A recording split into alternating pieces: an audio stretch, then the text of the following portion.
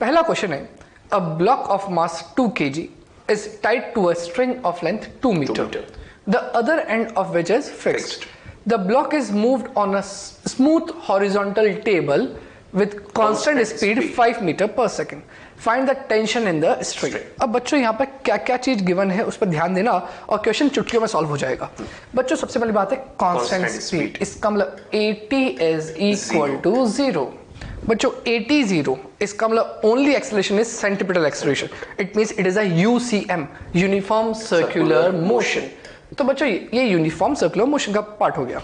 Diagram की बात करें तो डायग्राम यहाँ पर एक पॉइंट और कोई पार्टिकल है, जो पार्टिकल यहाँ पर सर्कुलर मोशन परफॉर्म कर रहा है। डेफिनेटली। तो बच्चों ये जो थ्रेड होगी, अगर मैं इस थ्रेड को यहाँ पर ऐसा ड्रॉ कर देता हूँ, ये थ्रेड जो है, ये थ्रेड इस पे कौन सा फोर्स करेगी? टेंशन बार बार अपन डिस्कस कर चुके हैं। और बच्चों एक्सटर्नल साइड पे कोई और फोर्स नहीं है, बिकॉज जो सरफेस है वो स्मूथ है और हॉरिजॉन्टल प्लेन है। तो बच्चों यहाँ पर हॉरिजॉन्टल डायरेक्शन में और कोई फोर्स नहीं है। इसका मतलब जो भी इसकी वेलोसिटी होगी या स्पीड होगी, वो स्पीड से अपन टेंशन को कैलकुलेट कर सकते हैं। क्या tension is equal to FCP and FCP is equal to mv² by r। अब बच्चों ये r क्या है? ये r है इस थ्रेड की लेंथ जो सेंटर से इस पार्टिकल तक ज्वाइन करी हुई है। as well as radius। बिल्कुल सर, तो इसका मतलब ये लेंथ ही रेडियस है और which is equal to 2 metre. तो बच्चों यहाँ पर लिख सकता हूं मैं 2 मीटर। तो बच्चों अपने को लेंथ मालूम पड़ गई, मास ऑफ पार्टिकल जो गोल घूम रहा है 2 kg, उसकी मास मालूम है, v क्या स्पीड मालूम है 5 मीटर पर सेकेंड, ये आपको v मालूम है 5 मीटर पर सेकेंड। तो बस बच्चों वैल्यूज तो पुट करनी है। तो t is equal to 2 into 5 into 5, because 5 का स्क्वायर था, upon r is again equal to 2। तो t की वैल्यू आ गई बच्चों 25 न्यूटन। स्टूडेंट्स, नेक्स्ट क्वेश्चन जो हम लोग डिस्कस कर रहे हैं, इसमें लिखा हुआ है, a block of mass 2 kg is tied to a string of length 2 meter and the other end of which is fixed। बच्चों सबसे पहले इसके अगर हम लोग डायग्राम को इमेजिन कर ले, मानकर चलिए ये वाला जो एंड है वो फिक्स्ड है और क्वेश्चन में दिया है ब्लॉक ऑफ मास जो कि 2 kg का है, जो स्ट्रिंग से बंधा हुआ है, ये 2 kg का मास है और क्वेश्चन में लिखा हुआ है length of string is 2 metre. The block is moved on a smooth horizontal table with constant speed। बच्चों अगेन वैसा ही एक क्वेश्चन है जैसा हमने प्रीवियसली सॉल्व किया। सबसे पहले बच्चों हॉरिजॉन्टल टेबल दिया हुआ है, मतलब हॉरिजॉन्टल प्लेन में ये मूव कर रहा है विद कांस्टेंट स्पीड। बच्चों कांस्टेंट स्पीड तो ऐसा अभी आपको सर ने बताया था AT 0 और कांस्टेंट स्पीड है तो मतलब यूनिफॉर्म सर्कुलर मोशन है और यूनिफॉर्म सर्कुलर मोशन है तो सिर्फ सेंट्रीपिटल प्रेजेंट है और सिर्फ सेंट्रीपिटल फोर्स प्रेजेंट है। तो इक्वेशन क्या होगी? F net बराबर mACP, जिससे क्वेश्चन को सॉल्व करना है। बिल्कुल sir. If breaking strength of string is 100 Newton, क्या बच्चों आप ये जानते हैं ब्रेकिंग स्ट्रेंथ का मतलब क्या होता है? The maximum value of tension जो वो स्ट्रिंग बेयर कर सकती है, कितना? 100 न्यूटन। मतलब इससे ज्यादा फोर्स अगर उस स्ट्रिंग में जनरेट हो गया तो वो स्ट्रिंग क्या हो जाएगी? ब्रेक हो जाएगी। Then what can be the maximum possible speed of particle for circular motion? क्योंकि बच्चों अगर हम लोग यहाँ पर इक्वेशन बनाए तो इन्होंने मैक्सिमम स्पीड क्यों पूछी है, इस पर हम लोग चर्चा करेंगे। आइए देखें। सबसे पहले अगर ऑब्जर्व करें तो ये वाला पार्टिकल कुछ इस तरह से सर्कुलर मोशन परफॉर्म कर रहा है और सर्कुलर मोशन परफॉर्म करते हुए इस इंस्टेंट पर अगर इसकी ये वेलोसिटी की डायरेक्शन है तो बच्चों बताइए कि ये जो पार्टिकल है वो रस्सी से बंधा हुआ है और अगर ये रस्सी से बंधा हुआ है तो स्ट्रिंग एकदम क्या होगी? टाइट होगी और स्ट्रिंग में जो फोर्स उस समय होगा वो कौन सा होगा? Tension force. और बच्चों this tension force will act away from the body and this tension force is acting towards the center of the circle।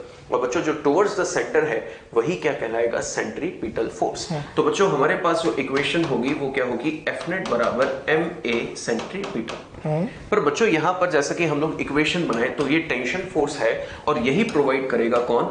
mv² by r, यानी कि सेंट्रीपिटल फोर्स। अब बच्चों गौर करने वाली बात है कि m कांस्टेंट है, r कांस्टेंट है, पर इन्होंने v के साथ लिख दिया फाइंड मैक्सिमम पॉसिबल स्पीड। सोच के देखिए बच्चों, अगर मैं स्पीड की वैल्यू कम रखूं तो सेंट्रीपिटल प्रोवाइड करने के लिए टेंशन भी कम चाहिए। अगर स्पीड की वैल्यू मैं बढ़ा के रखूं तो टेंशन की वैल्यू भी ज्यादा चाहिए क्योंकि स्पीड बढ़ गई है। अगर स्पीड की वैल्यू मैं बहुत ज्यादा कर दूं तो स्पीड की वैल्यू ज्यादा करने के लिए मुझे टेंशन भी ज्यादा चाहिए। क्योंकि सेंट्रीपिटल फोर्स वहां पर mv²/r के बराबर है। बिल्कुल। तो इसका मतलब है कि स्पीड के अकॉर्डिंग टेंशन की वैल्यू भी अलग अलग होगी। तो इसका मतलब ये हुआ कि अगर स्पीड की वैल्यू मैं हद से ज्यादा कर दूं तो इतना सेंट्रीपिटल फोर्स प्रोवाइड करने के लिए टेंशन भी बहुत ज्यादा चाहिए होगा। अब आप नोटिस करो टेंशन की तो अपनी एक लिमिट है और वो कितनी है 100 न्यूटन। तो इसका मतलब स्पीड की वैल्यू उतनी ही होनी चाहिए जहां तक कि इस पूरी वैल्यू को हम लोग 100 न्यूटन के साथ इक्वेट कर पाए। अगर हमने स्पीड की वैल्यू जरूरत से ज्यादा कर दी और ये टेंशन रिक्वायर्ड 100 से ज्यादा हो गया तो वो रस्सी टूट जाएगी और रस्सी टूट गई तो हमारा ये क्वेश्चन सर्कुलर मोशन नहीं कर पाएगा। तो ऑब्जर्व कीजिए यहां पर हमें क्या कंडीशन लिखने चाहिए कि जो रिक्वायर्ड सेंट्रीपिटल फोर्स है mv²/r इसकी वैल्यू हमेशा टेंशन 100 से इसकी वैल्यू हमेशा कम या उसके बराबर होनी चाहिए। बिल्कुल सर, ऐसा कुछ ये कंडीशन होनी चाहिए। मतलब mv²/r की वैल्यू जो हमें चाहिए वो टेंशन की मैक्सिमम वैल्यू 100 न्यूटन से कम या उसके बराबर होना चाहिए। तो बच्चों बताओ टेंशन की मैक्सिमम वैल्यू कितनी हो सकती है 100 और mv²/r हमेशा 100 से कम या उसके बराबर होगा, तभी रस्सी कैसी रहेगी सेफ। तो बच्चों मास प्लेस कर देते हैं 2, स्पीड हमें क्वेश्चन में कैलकुलेट करनी है दैट इज v² और रेडियस की वैल्यू हमें कितनी दी गई है दैट इज 2 मीटर। बच्चों ये दोनों आपस में कैंसिल, तो v² की वैल्यू अगर हम लोग देखें तो वो कितनी होनी चाहिए 100 से कम या उसके बराबर। तो यहां से अगर v की वैल्यू बच्चों हम लोग निकालें तो वो कितनी हो गई 10 मीटर पर सेकेंड। बच्चों जरा गौर कीजिए ये जो v की वैल्यू आई है वो क्या आई है 10 मीटर पर सेकेंड से कम या उसके बराबर। मतलब मैक्सिमम कितनी जा सकती है 10 या उससे कम रहनी चाहिए।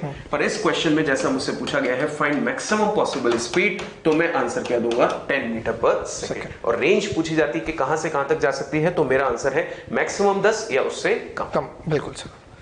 बच्चों नेक्स्ट क्वेश्चन की बात कर रहे हैं। 3 identical particles are joined together by a thread as shown in figure. All the 3 particles are moving in horizontal plane. If the velocity of the outermost particle is v0, then the ratio of tensions in the 3 section of the string is। बच्चों यहाँ पर जो string है वो एक नहीं है, 3 string है, पहली, दूसरी और तीसरी। आपको इन तीनों के अंदर जो टेंशन है उनका रेशियो बताना है। तो बच्चों अपन ऐसा मान लेते हैं कि यहाँ पर जो स्ट्रिंग ए पार्टिकल को ज्वाइन कर रही है इस पे टेंशन है TA, जो ए और बी के बीच में इसको लिख देते हैं TB, और जो बी और सी के बीच में उसको लिख देते हैं TC। इसका मतलब अपने को TA, TB और TC की वैल्यू फाइंड आउट करनी है। बच्चों एक और बात ध्यान रखना, सेंटर ये है O, क्या O से हर पार्टिकल का डिस्टेंस अलग अलग है, इसका मतलब सबका रेडियस अलग अलग है सर्कुलर मोशन का।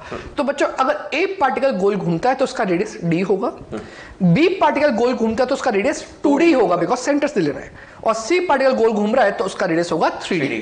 तो बच्चों यहां से अपने को रेडियस भी मालूम पड़ गए। अब बच्चों बात करनी है कि यहाँ पर फोर्सेस कौन कौन सी लग रही है। तो ध्यान दीजिएगा, क्या स्ट्रिंग अगर सारे पार्टिकल्स गोल घूम रहे होंगे तो 100% स्ट्रिंग टॉट होगी, मतलब खिंची हुई होगी, तो टेंशन तो 100% होगी, और tension is always away from the body. तो इस पॉइंट पर ए पार्टिकल पे 2 टेंशन होगी, एक तो इस साइड भी होगी और एक इस साइड होगी। पर बच्चों सोच के देखो, इस साइड जो टेंशन होगी वो TA वाली होगी बिकॉज ये स्ट्रिंग अलग थी, तो यहाँ पर टेंशन कितनी हो गई TA, और इस पर जो होगी वो TB वाली होगी। बिल्कुल सर। सिमिलरली अगर मैं B पार्टिकल की बात करूं तो इधर भी 2 टेंशंस होंगी, तो इधर वाली होगी TB और इधर होगी TC। और बच्चों सिमिलरली C वाले पर सिर्फ एक साइड पर एक ही थ्रेड है, तो यहाँ पर सिर्फ एक ही टेंशन होगी दैट इज TC। तो बच्चों अपने को यहाँ पर ऐसे कुछ फोर्सेस मार्क कर लिए। अब मैं इंडिविजुअल एक एक पार्टिकल की बात कर रहा हूँ। बच्चों सबसे पहले फर्स्ट पार्टिकल की बात कर रहा हूं। बताओ ये सर्कुलर मोशन कर रहा है, तो which force should be the dominating one on it so that it perform a circular motion? TA। Obvious सी बात है बच्चों, अगर TA बड़ा है तो तभी तो वो सेंटर के अलोंग ही इफेक्टिव लगेगा, और सेंटर के अलोंग लगेगा तभी वो सेंट्रीपिटल फोर्स जैसा काम करेगा और तभी सर्कुलर मोशन होगा। तो बच्चों मैं फर्स्ट पार्टिकल की बात कर रहा हूं, A पार्टिकल की, तो मैं लिख देता हूं A पार्टिकल के लिए। तो A पार्टिकल के लिए क्या कर रहा हूं, ध्यान दीजिएगा बच्चों, अपने पास वही एक इक्वेशन जो मैं बार बार यूज करूंगा, Fnet is equals to MACP। बच्चों ऐसा कुछ इक्वेशन यूज करूं। अब यहां पर एक बात ध्यान रखनी है, अभी मैं यहां पर ओमेगा के बारे में डिस्कशन करूंगा। अब यहां पर ध्यान से सुनना, इस A पार्टिकल पर Fnet की बात करें तो Fnet होगा TA minus TB because TA should be dominating one. तो A particle you get TA minus TB बच्चों which is equals to M तीनों पार्टिकल के सेम है बिकॉज 3 आइडेंटिकल पार्टिकल्स है। अब बच्चा बात करें ACP, क्या ACP का फॉर्मूला होता है v²/r और एक का फॉर्मूला होता है ω²r। बच्चों चेक करते हैं कौन सा फॉर्मूला अच्छा है यूज करना। बच्चों क्या आपने को एक बात मालूम है कि अगर मैं यहाँ पर बच्चों कुछ एक छोटी सी बात बोल रहा हूँ, मान लो सेंटर, ये पार्टिकल यहाँ पर, ये पार्टिकल यहाँ पर, ये सेंटर वाला पॉइंट है, ये पार्टिकल गोल घूमते हुए यहाँ पहुंचा, ये पार्टिकल गोल घूमते हुए यहाँ पहुंचा। बच्चों दोनों पार्टिकल्स यहाँ पहुंच गए गोल घूमने के बाद, इन द सेम टाइम।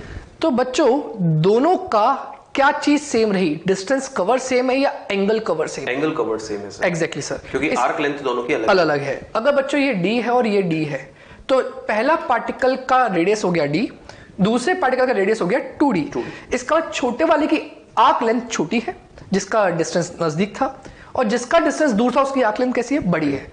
तो बच्चों जिसकी आर्क लेंथ बड़ी और वो सेम टाइम में कवर कर रहा है, और इसके आर्क लेंथ छोटी पर ये भी सेम टाइम में कवर कर रहा है, तो ऑब्वियस बात है दोनों की स्पीड अलग अलग रही होगी। स्पीड अलग। बच्चों सेम टाइम में अलग अलग डिस्टेंस कवर करना है, इसका मतलब सेम टाइम में उन दोनों की स्पीड भी अलग अलग रही होगी। अगर इसकी स्पीड v1 है तो इसकी स्पीड v2 होगी।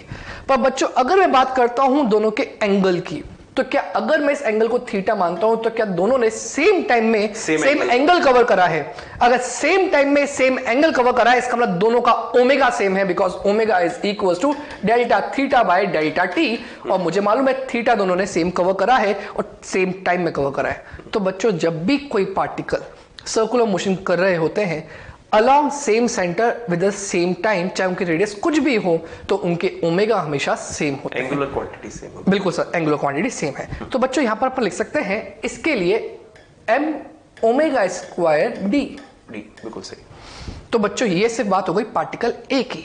और बच्चों मैंने ओमेगा क्यों लिया? क्योंकि तीनों का जो ओमेगा होगा कैसा होगा? सेम, पर तीनों का v सेम नहीं होगा।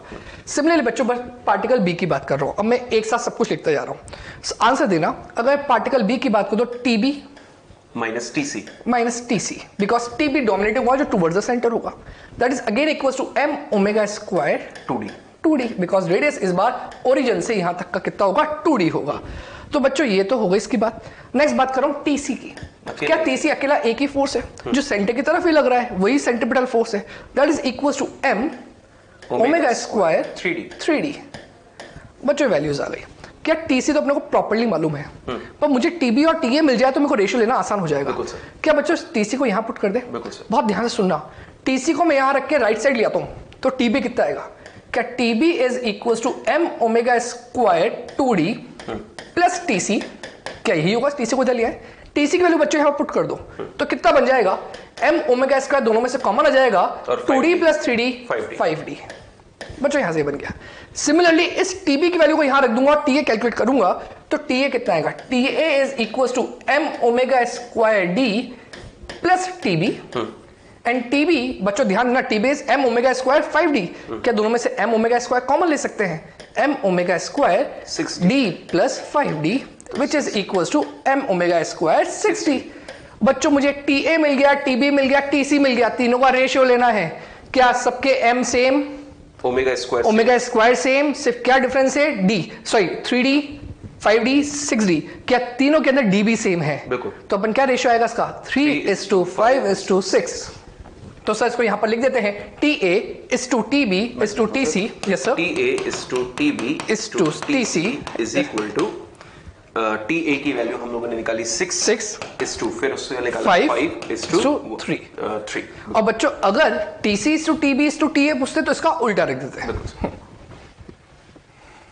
बच्चों नेक्स्ट क्वेश्चन जो हम लोग डिस्कस कर रहे हैं उसमें लिखा हुआ है a coin of mass small m is kept on the edge of horizontal rotating platform of radius small r which is rotating with constant angular velocity omega। बच्चों सबसे पहली चीज एंगुलर वेलोसिटी कांस्टेंट दी है, और आपको पता है एंगुलर वेलोसिटी कांस्टेंट है मतलब अल्फा 0 रहा होगा। अल्फा 0 क्यों रहा है? क्योंकि 80 0 रहा होगा, और 80 अगर 0 है मतलब अगेन ये क्वेश्चन किसका हो गया? यूनिफॉर्म सर्कुलर मोशन का। If coefficient of friction is mu, मतलब इस बार जो कॉइन है वो जिस पर्टिकुलर प्लेटफॉर्म पे रखा हुआ है इन दोनों के बीच में कोफिशिएंट ऑफ फ्रिक्शन कितना है? Mu. Then find friction force between coin and the platform. तो बच्चों इस क्वेश्चन को अगर हम लोग डिस्कशन करें तो सबसे पहले इमेजिन कर ले कि यहां पर एक रोटेटिंग प्लेटफॉर्म है, एक रोटेटिंग प्लेटफॉर्म है और ये हो गया उस प्लेटफॉर्म का सेंटर और इसके अबाउट जो एक्सिस है ये उसके अबाउट ऐसे रोटेट कर रहा है, घूम रहा है। और बच्चों घूमने के लिए इसका कांस्टेंट एंगुलर वेलोसिटी कितना दिया है, ओमेगा। बिल्कुल। और मान लेते हैं बच्चों यहां पर एक कोई कॉइन रखा हुआ है, इसके एज पे लेट अस कंसीडर यहां एक कॉइन रखा हुआ है और कॉइन भी क्या कर रहा है, सर्कुलर मोशन कर रहा है विद द प्लेटफॉर्म। अब बच्चों अगर कोई भी बॉडी सर्कुलर मोशन परफॉर्म कर रही है तो सर्कुलर मोशन के लिए सेंट्रीपिटल फोर्स हमेशा रिस्पॉन्सिबल होता है, ऑलवेज रिस्पॉन्सिबल। तो बच्चों यहां पर वो कौन सा फोर्स है ये हमें ढूंढना है कि जो इस कॉइन को प्लेटफॉर्म के साथ चला रहा है। बच्चों नोटिस कीजिएगा, एक छोटा सा डिस्कशन हम लोग करते हैं। फ्रिक्शन फोर्स अगर यहां पे प्रेजेंट है तो फ्रिक्शन फोर्स की टेंडेंसी क्या होती है। बच्चों फ्रिक्शन फोर्स हमेशा एक ऐसा फोर्स है जो ये चाहता है कि दो सरफेसेस जो कांटेक्ट में है वो हमेशा साथ रहे, क्योंकि हमने पढ़ा था कि ये हमेशा दोनों सरफेसेस के रिलेटिव मोशन का अपोज करता है। मतलब ये क्या चाहता है कि दो सरफेसेस जो कांटेक्ट में है वो हमेशा साथ रहे, चल रही है तो साथ चले, अगर रुकी हुई है तो दोनों साथ में रहे। जैसे ही वो देखता है कि एक सरफेस ने दूसरी सरफेस से स्लिप होना स्टार्ट किया तो वो उस चीज का अपोज कर देता है, क्योंकि वो चाहता है कि दोनों सरफेसेस हमेशा साथ रहे। अब बच्चों यहां पर फ्रिक्शन की क्या टेंडेंसी होनी चाहिए उस पर बात करते हैं। इमेजिन कर लेते हैं कि ये ओमेगा से इस तरह से रोटेट कर रहे हैं। तो बच्चों अगर ये कांस्टेंट ओमेगा से रोटेट कर रहा है तो अगर हम लोग एक एक करके बात करें तो प्लेटफॉर्म कांस्टेंट ओमेगा से रोटेट कर रहा है लाइक दिस, ऐसे। तो अगर मैं बात करूं कि कॉइन इस पे कोई फ्रिक्शन नहीं है, कोई भी फ्रिक्शन नहीं, सरफेस स्मूथ है, तो बच्चों इस कॉइन को चलाने वाला तो फिर कोई होता ही नहीं, क्योंकि अगर इसको चलना है, सर्कुलर मोशन करना है तो इसको सेंट्रीपिटल चाहिए। तो अब देखिए फ्रिक्शन की क्या टेंडेंसी है, फ्रिक्शन कैसा फोर्स होता है। हम लोग जानते हैं कि ये हमेशा कंडीशन के अकॉर्डिंग काम करता है, दोनों को साथ रखना चाहना है। बच्चों ऑब्जर्व कीजिए, प्लेटफॉर्म ने रोटेट करना स्टार्ट किया, मान लेते हैं प्लेटफॉर्म रोटेट कर रहा है ओमेगा से, तो फ्रिक्शन क्या चाहता है कि अगर प्लेटफॉर्म घुमा तो इस कॉइन को प्लेटफॉर्म के साथ रखने के लिए कॉइन को भी घुमाना पड़ेगा। अगर ये प्लेटफॉर्म घूम रहा है तो फ्रिक्शन की टेंडेंसी है कि कॉइन और प्लेटफॉर्म दोनों हमेशा साथ रहे। तो अब देखिए कि अगर प्लेटफॉर्म घूम रहा है तो वो चाहता है कि कॉइन भी साथ में घूमे। अब कॉइन को घुमाना है मतलब कॉइन का पाथ कैसा होना चाहिए, सर्कुलर मोशन, सो दैट वो प्लेटफॉर्म के साथ साथ घूमता रहे। तो आंसर दीजिए बच्चों, अगर इस कॉइन को सर्कुलर मोशन कराना है तो इसको कौन से फोर्स की जरूरत है, सेंट्रीपिटल। और यहां पर वो फोर्स जो इनके बीच में प्रेजेंट है वो कौन सा होगा, फ्रिक्शन फोर्स, जो ये चाहता है कि ये उस कॉइन को इस प्लेटफॉर्म के साथ घुमाए। तो वो फ्रिक्शन फोर्स इस कॉइन को घुमाने के लिए किस तरह बिहेव करेगा, एज सेंट्रीपिटल फोर्स। क्योंकि इमेजिन कीजिए कि अगर ये कॉइन ऐसे रखा हुआ है तो नॉर्मल कहां लग रहा होगा, ऊपर, mg कहां लग रहा होगा, नीचे, दोनों एक दूसरे से बैलेंस। और तीसरा एकमात्र फोर्स जो यहां पर है जो सेंट्रीपिटल की तरह कॉइन पर बिहेव करेगा वो कौन सा होगा, फ्रिक्शन। और वो कहां लगना चाहेगा, towards the centre, so that वो पार्टिकल को सर्कुलर मोशन प्रोवाइड करे और वो प्लेटफॉर्म के साथ घूमता रहे, ताकि प्लेटफॉर्म और कॉइन अब भी दोनों हमेशा साथ में रहे। तो स्टूडेंट्स यहां टुवर्ड द सेंटर जो फोर्स लगेगा वो कौन सा लगेगा, फ्रिक्शन। और बच्चों जैसा कि क्वेश्चन में पूछा गया है, find friction force between coin and the platform. So here I can write the friction force, जैसा कि हम लोग जानते हैं F net is equal to MACP। तो फ्रिक्शन फोर्स यहां पर जो होगा वो सेंट्रीपिटल की तरह काम कर रहा होगा और M A सेंट्रीपिटल बच्चों कितना होगा, ओमेगा स्क्वायर। एंड मान लेते हैं कि यहां से इस एज तक की जो लेंथ है वो हमें क्वेश्चन में प्लेटफॉर्म की रेडियस के बराबर यानी कि R के बराबर दी है। सो here I can right M omega square R। बच्चों नेक्स्ट क्वेश्चन है, a block of mass M is tied to a spring constant K, natural length L, and the other end of the spring is fixed at O. If the block moves in a circular path on a smooth horizontal surface with constant angular velocity omega, then find elongation in spring. बच्चों क्या सोचते हो यहाँ पर, क्या जैसे ही इस particular block का सर्कुलर मोशन स्टार्ट होगा तो क्या वो इस सर्कुलर पाथ पर ही मूव करेगा या इसके अंदर मूव करेगा या इसके बाहर मूव करेगा, अपन उसी का डिस्कशन कर रहे हैं। बिल्कुल सर। तो बच्चों यहाँ पर जो सरफेस है वो स्मूथ है, इसका मतलब यहाँ पर फ्रिक्शन कोई रोल प्ले नहीं कर रहा। इसका मतलब अगर इस पर्टिकुलर ब्लॉक को सर्कुलर मोशन करना है तो 100% कोई सेंट्रीपिटल फोर्स रिक्वायर्ड है और यहाँ पर कोई रस्सी बंधी हुई भी नहीं है तो टेंशन भी नहीं आएगी। अब यहाँ पर कौन बंधा हुआ है, स्प्रिंग। और बच्चों स्प्रिंग फोर्स कब आता है, जब या तो स्प्रिंग अपनी जो नेचुरल लेंथ है या तो उससे कंप्रेस हो या फिर एक्सटेंडेड हो। बिल्कुल सर। तो बच्चों उस केस के अंदर ही स्प्रिंग फोर्स वर्क करता है। इसका मतलब अगर ये पार्टिकल इसी पाथ पे सर्कुलर मोशन करना चाहता है तो वो पॉसिबल ही नहीं है, बिकॉज ये स्प्रिंग तो अभी अपनी नेचुरल लेंथ पर है, कितने पे, L पर। तो बच्चों L पर है तो स्प्रिंग फोर्स होगी नहीं और स्प्रिंग फोर्स नहीं होगी तो सेंट्रीपिटल फोर्स भी नहीं होगी। इसका मतलब वो इस ब्लू कलर के पाथ पर वर्क नहीं कर सकता। अब बच्चों इस पर सर्कुलर मोशन नहीं कर सकता तो आप सोचो सर हो सकता है कि वो अंदर के साइड दबा हुआ हो या बाहर की साइड दबा हो। तो बच्चों क्यों ना इस पर्टिकुलर क्वेश्चन के अंदर अपन एक काम करते हैं, इस बार इसका फ्रेम चेंज कर देते हैं सर। इस बार अपन सेंट्रीफ्यूगल की हेल्प से भी इसको समझा देते हैं। तो बच्चों मान लेते हैं कि अगर सेंट्रीफ्यूगल फोर्स लग रहा, सेंट्रीफ्यूगल तब लगता जब आप एग्जैक्टली ऑब्जर्वर को इसी के ऊपर बिठाए थे, मतलब डब्बे के ऊपर बिठाए थे। और बच्चों डब्बे के ऊपर बिठाए थे और थोड़ी देर के लिए अज्यूम कर लो कि ये सर्कुलर मोशन कर रहा है, तो आपको क्या दिखाई देता कि 100% जब ये सर्कुलर मोशन कर रहा है, इसकी स्पीड v है, तो इसके ऊपर एक सेंट्रीफ्यूगल फोर्स लग रहा होगा mv²/r, जो बाहर की साइड होगा, बिकॉज अपन डब्बे के ऊपर बैठे हुए। बच्चों इसको बैलेंस कौन करेगा? स्प्रिंग फोर्स, क्योंकि वो डब्बे के ऊपर बैठा हुआ है तो खुद को तो रेस्ट पे मानेगा। तो बच्चों स्प्रिंग फोर्स कहां आनी चाहिए? अंदर, मतलब kx होनी चाहिए कुछ। अब स्प्रिंग फोर्स अंदर कब आती है, अंदर की साइड कब आती है? जब वो एक्सटेंडेड होती है या कंप्रेस होती है? एक्सटेंडेड होगी। एक्सटेंडेड होती है, बिल्कुल। तो बच्चों यहां से क्या मालूम पड़ा कि स्प्रिंग को एक्सटेंड होकर ही सर्कुलर मोशन करना पड़ेगा, तब जाके वो परफॉर्म हो पाएगा। तो बच्चों यहां पर डायग्राम कैसे बन सकता है, ध्यान दीजिएगा। यहां पर मैं कह सकता हूं कि अगर इस पर्टिकुलर ऑब्जेक्ट को सर्कुलर मोशन करना है तो सर्कुलर मोशन के लिए डब्बे को थोड़ा सा बाहर एक्सटेंड भी होना पड़ेगा और वो इस पाथ पर सर्कुलर मोशन परफॉर्म करना चाहिए। और बच्चों ये जो एक्सटेंशन है ये कितना हुआ? x। तो सर रेडियस बढ़ गई फिर तो। एग्जैक्टली सर, रेडियस बढ़ गई। तो बच्चों इस क्वेश्चन की खासियत ये थी कि आपको यहाँ पर रेडियस को बढ़ से देखना है। तो यहाँ पर सेंटर से इस पार्टिकल तक का रेडियस कितना हो गया? l+x। और बच्चों वापस जैसा मैंने कहा था कि अपन इसको डिस्कस कर रहे हैं सेंट्रीफ्यूगल की हेल्प से, तो अपन ने वापस ऑब्जर्वर को यहां पर बिठा दिया। यहां पर बिठा दिया तो ऑब्जर्वर क्या बोलेगा कि मैं ब्लॉक के ऊपर बैठा हूं तो ब्लॉक रेस्ट पर है, बिकॉज मैं ब्लॉक को रेस्ट पे देख सकता हूं। तो उस केस के अंदर 100% बाहर एक फोर्स लग रहा है, दैट इज सेंट्रीफ्यूगल फोर्स। अंदर एक स्प्रिंग फोर्स लग रहा होगा, जो कहां लग रहा होगा? इनवर्ड। क्या स्प्रिंग फोर्स का डायरेक्शन अपन ने मार्क कर दिया, उसका मैग्नीट्यूड कितना होगा? k into extension, that is equal to kx। बिल्कुल सर। और जो बाहर लग रहा है वो सेंट्रीफ्यूगल फोर्स, उसको लिख दिया बच्चों FCF। तो बच्चों अगर ये इस ब्लॉक को स्टेशनरी मानता है तो kx की वैल्यू FCF के, बिल्कुल सर, उसकी वैल्यू भी पुट कर देते हैं, FCF के बराबर होनी चाहिए। और FCF का मैग्नीट्यूड कितना था? m⍵²r या फिर mv²/r। बच्चों यहां से अपने से पूछा क्या है? ओमेगा दे रखा है, तो अपन लिखते थे यहां पर m⍵²r। अब बच्चों व्हाट इज r? l+x। क्या ये पूरी लेंथ यहां से लेके यहां तक r होगी? तो r की वैल्यू हो गई l+x। तो बच्चों kx is equal to m⍵²l plus m⍵²x। सबको अलग कर दिया, ठीक है, क्योंकि बच्चों अपने को निकालना है इलोंगेशन कितना हुआ। हालांकि बच्चों यहाँ पर दे रखा था इलोंगेशन वर्ड है, पर इलोंगेशन कैसा है वो भी आपको हमने समझा दिया। अब यहाँ पर इसको इधर x को वाली टर्म्स को इधर ले जाओ तो क्या बन जाएगा? k माइनस m⍵², बच्चों मैंने x कॉमन ले लिया, इज इक्वल टू m⍵²l। यहां से बस मुझे x निकालना है, तो x की वैल्यू कितनी आ गई? m⍵²l upon k minus m⍵²। भाई बच्चों इसका आंसर हो गया। स्टूडेंट्स डिस्कस करते हैं नेक्स्ट क्वेश्चन जो हमको दिया गया है। ऑब्जर्व कीजिए क्या लिखा हुआ है। हेमीस्फेरिकल बाउल, जैसा कि आप देख पा रहे हैं, a hemispherical bowl of radius capital R। मतलब बच्चों हमें ये जो रेडियस दी गई है यहां से यहां तक, ये कितनी दी गई है? Capital R। आगे लिखा हुआ है is rotating about its axis of symmetry. Axis of symmetry जो इस बाउल को इक्वल पार्ट्स में कट कर रहा हो, मतलब ये वाला axis of symmetry, and which is kept vertical.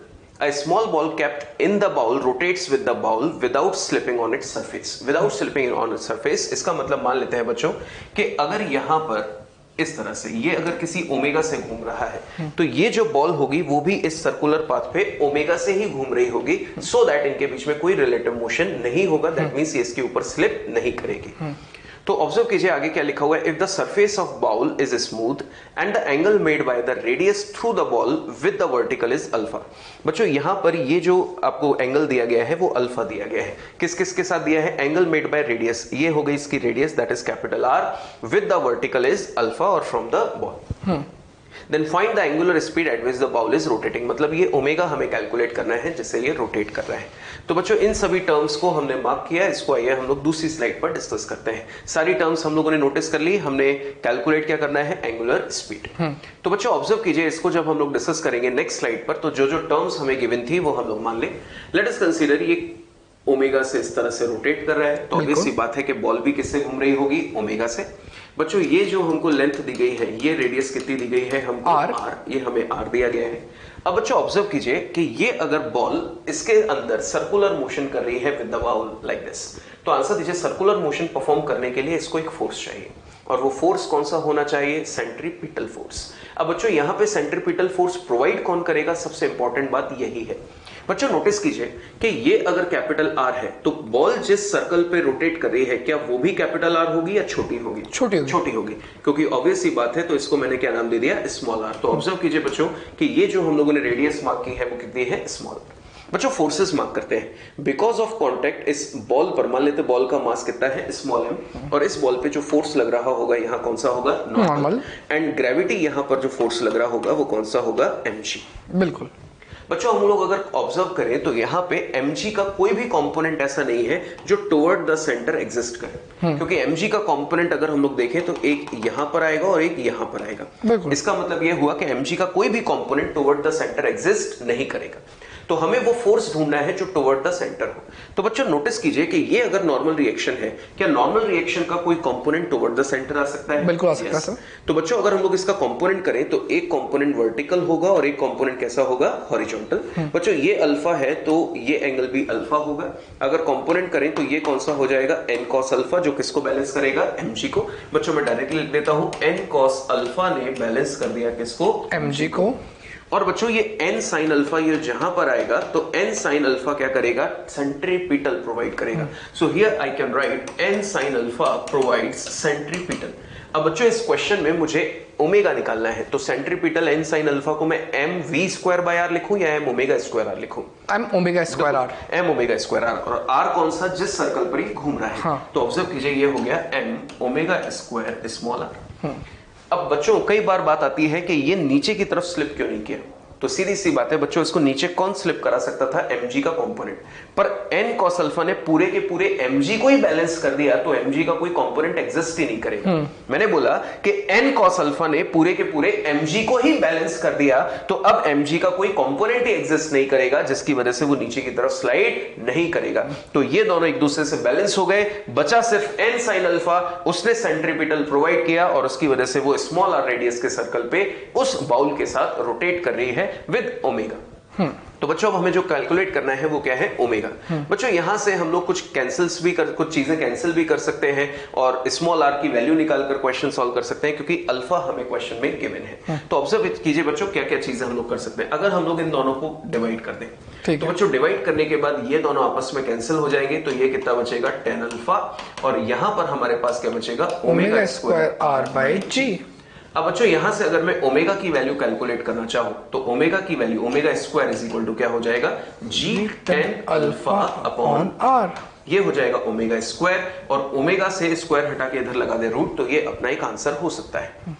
पर अगर हम लोग चाहें तो बच्चों tan अल्फा को हम लोग रिप्लेस कर सकते हैं, स्मॉल r की वैल्यू हम लोग यहां पर रिप्लेस कर सकते हैं। चेक कीजिए कैसे। अगर स्मॉल r की वैल्यू चाहे तो बच्चों ये एंगल हमें क्वेश्चन में कितना दिया गया है? अल्फा। ये क्या है? Capital R। तो बच्चों क्या हम लोग स्मॉल r की वैल्यू निकाल सकते हैं? बिल्कुल। अगर हमारे पास ये अल्फा है तो ये क्या हो गया? परपेंडिकुलर, और ये कौन हो गया? Hypotenuse. Perpendicular upon hypotenuse is equal to क्या होता है बच्चों? Sine alpha. परपेंडिकुलर कौन है? स्मॉल r, और ये हो गया कैपिटल R। तो बच्चों अगर हम लोग साइन अल्फा की value small r upon capital R निकाल रहे हैं तो स्मॉल r की वैल्यू कितनी आ जाएगी? यहां से r साइन अल्फा। तो बच्चों अगर मैं r की वैल्यू यहां पे रख दूं तो मेरा आंसर साइन की टर्म्स में भी आ जाएगा।